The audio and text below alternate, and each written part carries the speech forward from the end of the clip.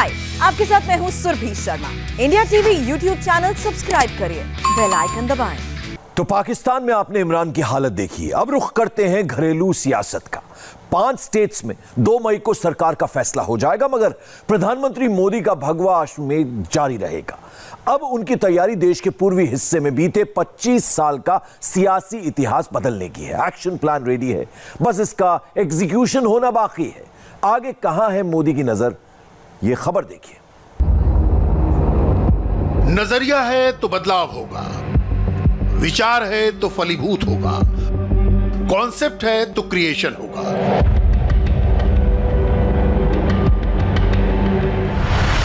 पूरब में जहां इतने प्राकृतिक संसाधन है, जहां इतने क्रिएटिव माइंड है, अद्भुत ह्यूमन रिसोर्स है हमारे पास पूरब में। पूरब को लेकर प्रधानमंत्री का आग्रह पुराना है। प्रधानमंत्री की एक लुक ईस्ट पॉलिसी है। यह पॉलिसी सिर्फ नॉर्थ ईस्ट तक महदूद नहीं है, इसमें बंगाल भी शामिल है, बिहार भी शामिल है और ओडिशा भी। मौका था ओडिशा के पहले मुख्यमंत्री हरे कृष्ण मेहताब की किताब ओडिशा इतिहास के हिंदी संस्करण के लोकार्पण का। प्रधानमंत्री ने इस मौके पर पूरब की समृद्धि और सामर्थ्य के सूत्र ओडिशा के अतीत से पकड़े, दरिया पारी व्यापार से लेकर अशोक के बुद्धत्व तक। ओडिशा की विशाल समुद्री सीमा एक समय भारत के बड़े बड़े पोर्ट्स और अंतर्राष्ट्रीय व्यापार का केंद्र हुआ करती थी। इंडोनेशिया, मलेशिया, थाईलैंड, म्यांमार और श्रीलंका जैसे देशों के साथ यहां से जो व्यापार होता था वो ओडिशा और भारत की समृद्धि का बहुत बड़ा कारण था। कुछ इतिहासकारों ने शोध तो यहां तक बताते हैं कि ओडिशा के कोणार्क मंदिर में जिराफ की तस्वीरें हैं।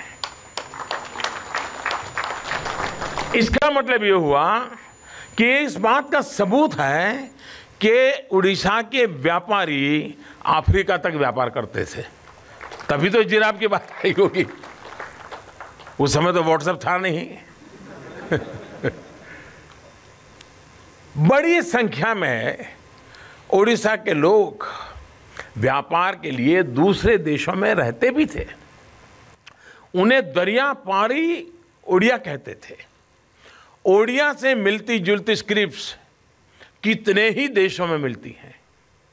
इतिहास के जानकार कहते हैं कि सम्राट अशोक ने इसी समुद्री व्यापार पर अधिकार हासिल करने के लिए कलिंग पर आक्रमण किया था। इस आक्रमण ने सम्राट अशोक को धम्म अशोक बना दिया और एक तरह से ओडिशा व्यापार के साथ साथ भारत से बौद्ध संस्कृति के प्रसार का माध्यम भी बना। प्रधानमंत्री मोदी के एजेंडे में अगला नंबर ओडिशा का है। बंगाल के बाद बारी ओडिशा की होगी। ओडिशा में पिछले 20 साल से बीजू जनता दल की सरकार है। नवीन पटनायक 5वीं बार ओडिशा के मुख्यमंत्री बने हैं। पटनायक ने देश के किसी राज्य में सबसे लंबे वक्त तक मुख्यमंत्री बने रहने का रिकॉर्ड बनाया है। 2019 की मोदी लहर में भी बीजेडी को 146 में से 112 सीटें मिली। पहले एनडीए का हिस्सा रहे बीजेडी के रास्ते बीजेपी से 2009 में अलग हो गए। हाय, आई एम सुरभि शर्मा। खबरों से अपडेट रहने के लिए India TV YouTube channel subscribe करिए, साथ में बेल आइकन जरूर दबाएं। जुड़े रहें इंडिया टीवी के साथ।